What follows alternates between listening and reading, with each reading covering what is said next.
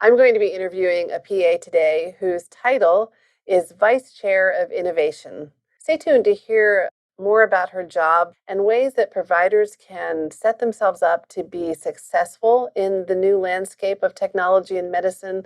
But also, if you're someone who's been thinking that you would like to eventually move into a non-clinical role, you're going to want to stay tuned till the end because we're going to be talking about how technology is actually going to create lots of new non-clinical roles that PAs and NPs are perfectly suited to move into. Hi, it's Michelle with the Medicine Couch. Thanks for joining me today. If you like this video, please hit that like button down below and share this video with your friends and colleagues who may find this video interesting. Thank you, Michelle, for having me today. My name is Deepu Patel. I'm a PA, and I became a PA about 23 years ago. A few years back, I was recruited out of my academic job to work for a healthcare tech startup. And after it was bought out, as many startups are, I landed here at the University of Pittsburgh as Vice Chair of Innovation in the Department of PA Study. Now, Vice Chair of Innovation, that's not a role that we hear very often, especially when associated with PA programs. So tell us a little bit about what you actually do in that role. Yeah, the wonderful thing about this title is that it's anything I want it to be and very forward and futuristic thinking. Right now, the role is about what are we doing to prepare our students and our faculty of what the future landscape of healthcare is going to look like. So tell me a little bit more about this startup that you did some work with. You said that you were approached. Was that something that you were kind of actively looking for and had your feelers out, or was that kind of just something that fell into your lap? Probably a little bit of both. I'm fairly active on LinkedIn, and I think the person reached out to me to ask for consulting services for this specific area. And I think it was my hematology oncology experience that kind of piqued their interest. And so I consulted with them for a few months before they offered me a full-time role. And in that role, I was director of clinical pathways, where we were developing surgical pathways for patients. And so as PAs, we're actually very well suited for these roles, right? We know how to do the research. We know the questions the surgeons are going to ask. We know how to clinically take care of a patient. That sounds pretty cool. I like to ask people about things like that because I think sometimes PAs, we get so pigeonholed in what we think we can do. We can work clinically or we can teach, maybe work in Right. pharmaceuticals, but that people think that's all we can do. So I love hearing stuff like this and just reinforces to keep up with your interests, keep being out there networking, meeting people, because you never know what opportunities are going to come your way. And there's a lot of things we can do as PAs. Absolutely. And I really feel that our skills as PAs, what we're taught from our programs, there are a lot of translatable skills. One of the things that I truly think is going to happen over the course of the next 5 to 10 years is our landscape, all of our industry landscapes, not only healthcare, but all of our industry landscapes shift, is that we in healthcare think of interprofessional practice as working on a team of physicians and nurses and PTs and OTs and nutritionists. Interprofessional practice is going to shift to have not only those people, but then computer scientists, data scientists, and everyone else from across industries. And so the true intent of interprofessional practice is really going to come to fruition over the next 5 to 10 years. Let's talk a little bit about what right now you are seeing in the world of medicine that is actively being used in healthcare technology that is changing the way we practice medicine right now. Yeah. So if you follow me on LinkedIn, I post something probably every day on what is happening and what is being taught, trained, and implemented in various hospitals. So AI algorithms are being used for things like sepsis. I think a number of hospitals are using them as decision-making adjuncts. When you have someone who's really sick, you want to know how they're going to fare, right, in the next 2 hours, 24 hours, 48 hours. And I think these algorithms are there to help say, okay, here's the data. We've crowdsourced all the data from every patient who's been in this situation. And here is the statistic, which allows us as human beings to then make the appropriate decisions for that patient who's in front of us. And so that brings me to the other part of this, which is precision medicine. We're headed into an area where genetic testing and genomics are really going to drive, is this diabetes medication going to work on me? Do I really need to experiment for 2 or 3 weeks, put my body through this and say it's not going to work and then switch to something else? So there are a lot of these aspects of healthcare and medicine that are going to shift. And they're going to shift faster than we have in the past. On the dashboard in Epic at the hospital that I work at, there is a thing that always comes up when we admit a patient, and it gives you like right away the percentage risk of readmission for that patient. I never really thought how that got there. I mean, it's got to be AI driven That's computation, machine right? learning. Yeah. Yep, that's Yeah. machine learning. You're using it already. See, you didn't Yeah. even know it. And by the way, there'll be more and more of that to come. I would say that 5 years from now, you will probably be using, I would say, 20 to 30 AI algorithms, whether you like it or not. There are companies like Nuance through Microsoft who are using it in Epic and using it to help write, document, and chart. And I think that is going to be one of the places where I think it'll be the first place to start helping us as clinicians, because documentation burnout is real. I would say that when you're at work, you should definitely not be using ChatGPT to chart right now, unless your organization is telling you to do that. When you're not at work, I would encourage you to play with it. I think the more you play with it, the more the machine is going to learn and the better it will get. The thing with all of these AIs, it's how we use the AI and the bot to make the decisions that we're making. And so there's actually an ongoing controversy right now on how are we training these algorithms, and are these algorithms biased through gender or race? And they are, because that's the data they've been fed. Again, another place that people have to be really conscious with how we're setting up these systems and the information that we're Right. feeding them with. And I would encourage people to ask these questions, because if you work at an organization where this is being considered, PAs should be on that committee. PAs should be in the quality improvement committee that is discussing these changes or implementing these changes. We are clinicians. We have a vested interest just as any other clinical profession. We have a voice. We have a lot to offer. In fact, I would say that the committee that probably put together the fall risk assessment on your Epic, there's probably a clinician on that. I think people should be proactive, especially if they're interested in technology, to start forging more relationships with IT and Yes. figure out what's happening at your organization. And like you said, how can you be involved? When I worked at the startup, we worked with our IT crew, and I learned so much. Now, I don't know any coding language. I don't know how to do anything technical, right? But what I learned from them was, and I think this is again my own bias, that whether stereotypical or not, is that you call IT, fix the problem for me, and you're like, why can't you just turn the switch on and off, or reboot, control alt delete, fix it for me, please, right? And what I learned through that experience of the startup is that it's not that simple. When you watch them actually work, it's very complex. That dashboard on Epic or whatever EMR you're going to use probably has an entire team of people who are doing things just to make that button appear the way it appears on the top left corner of your thing. And we all know how we feel when they move the button, right? And so, Right. Or so add new I think buttons that we have to click. new buttons. Yeah, exactly. It's like, oh my God. But I think it gave me an appreciation for the level of work and intensity of work that goes into building these systems. The AI is obviously the big exciting thing, but you mentioned earlier like wearables and how that is affecting how we practice and things. Can you talk a little bit about like what wearables or products are out there right now, and how providers can use the data from that, and then what other things you might know about that are coming in the future? As you mentioned, smartwatch is probably the most ubiquitous thing that we use in terms of wearables for data gathering. It's a mixed bag in terms of how useful data from a smartwatch collected is. I will say it's fairly accurate for things like step counts and pulse rates and things like that. The newer models also can do like a 3-lead EKG and kind of help you diagnose AFib. But on the flip side, there's also been some false positives. So, right, again, research. We need more evidence. But other things that I think your viewers might already be using are things like the blood glucose monitors that are now just the sticky patches where you can just tap your phone to the brown white sticker. I want one of those blood sugar monitors so badly. I've actually been reading about them. There are companies that are promoting the use of those for people who don't have diabetes, who just want to understand how, again, talking about personalized medicine, how your diet, the things that you're already eating, affects you personally and your blood That's sugar. right.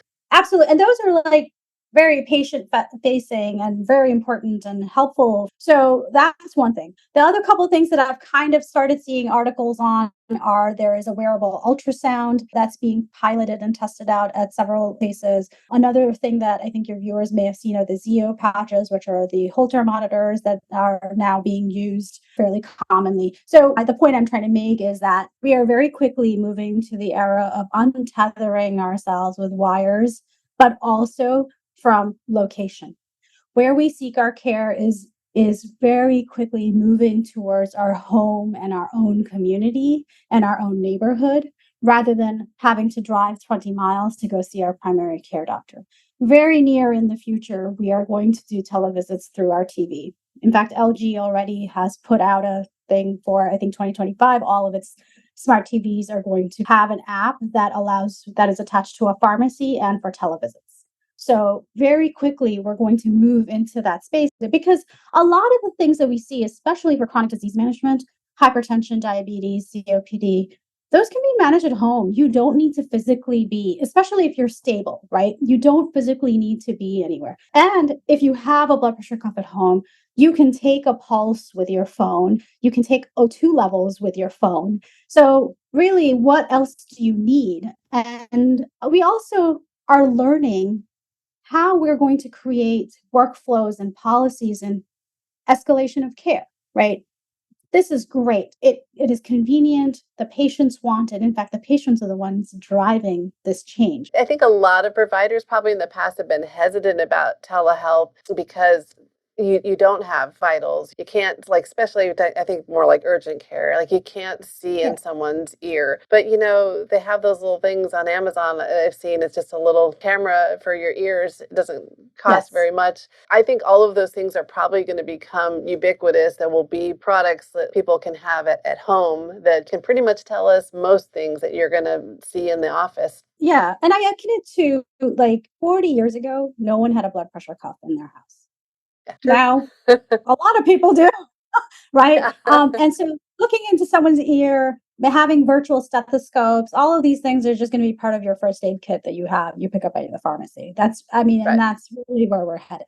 What are some things that you think providers should be doing now or could be doing now to prepare themselves to be able to move with the flow of technology and to stay current with what's happening and to actually be able to take full advantage of the things that are coming? Yeah. I think the first thing is don't be fearful of it. I think open up your curiosity. I think if you learn about how something works and how you approach it, just like with any clinical problem, you'll be able to understand the system a little bit better, understand the problem that they're trying to solve a little bit better. It's not about the degree, but it's about upskilling yourself to make sure that you're ready for whatever is coming next, right? Because we don't know, right? There will be new roles. Our roles are not going anywhere, but the way we do our work is going to change.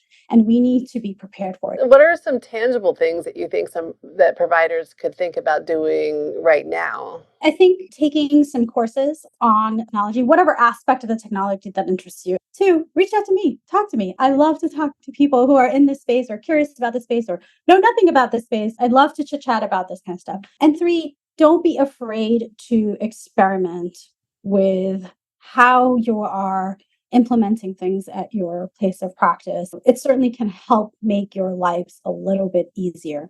And in this day and age of clinical burnout and the increasing need to see more and more patients, if technology can make your life a little bit easier and get you out of the office 10 minutes earlier, so be it. You had said earlier that you encourage people to kind of just start playing with ChatGPT and their own time, not playing with it in your Mhm. practice. But how do people go about doing that for people who may not have even opened ChatGPT yet? So the wonderful thing about both ChatGPT and Bard, which is the Google version of Bard, and I'll just briefly explain the differences between the two. ChatGPT Okay. is not a database that the free one is not a database that's updated. It's only the information it has is only updated through 2021. Bard is current, like it goes through current times, 2023. And Bard is free So also. Bard is free also. You Yeah. can sign up using your Gmail account. So both of those are worth playing with. And when I say playing around with it, yes, of course I don't want you to write your notes if your organization doesn't allow you, but you can certainly practice writing your notes and seeing how it's doing it. In fact, I would encourage people to kind of ask it a question, say, write me a soap note for a 30-year-old with a cough, blah, blah, blah, and see what it does and see how accurate it is. Because with each of those iterative prompts, it's going to learn more and more and more. And I think the reason I enjoy kind of playing around with the prompts part of it is that because every time it gives me incorrect information, I am learning something. So it's teaching me too, right? And so I would encourage students to use it who are learning because it's a great way to have students apply their critical thinking skills, right? You ask them to put in the prompt, it pulls up the SOAP note for you, and then you ask them, what's missing? So there's a iterative learning aspect of it from a student perspective. For people who haven't used ChatGPT or Bard, I don't think people Yeah. understand that the Mhm. machine already knows what you mean when you say, write me a soap note for this patient. It knows, it understands what is Soap being means. looked for. Yeah, what Yeah. soap means and what Yeah. needs to be put in there and the language to use. So I think that may blow some people's minds who have Yes. not even gone into the AI world, and which is why you're saying go play with it and Play with learn. it. It's Yeah. free. It's free. And also what you just explained, Michelle, is called prompt engineering. That's a new job that's going to happen, right? It's happening already, actually. And so what you were just explaining is the better your prompt, the better the answer. I akin it to history taking when we teach our students the better your question, the more specific your question, the better the answer you're going to get. And it's the That's a same great sort of analogy. Yeah. application. Yeah. Yeah. So Yeah. prompt engineering, new jobs coming your way. If you're watching this and you haven't dived into the AI world, do it now. Go to Bard or ChatGPT, sign up for a free account, give it a brief history of your patient, and say, write me a soap note for this patient, or write me a physical exam template, or write me, whatever it is that you want. You just tell the computer. And then, Yeah, like you said, and then critique it. right, I right. would That's what I I was gonna say. Yeah, don't eliminate that step of your part of the human part of that, right? right. You have to critique it Yeah, because it's not going to be perfect. It's not going to be right. amazing, right? It'll probably get you anywhere from 60 to 80% there. I think you said you took some courses through Google or Coursera or something.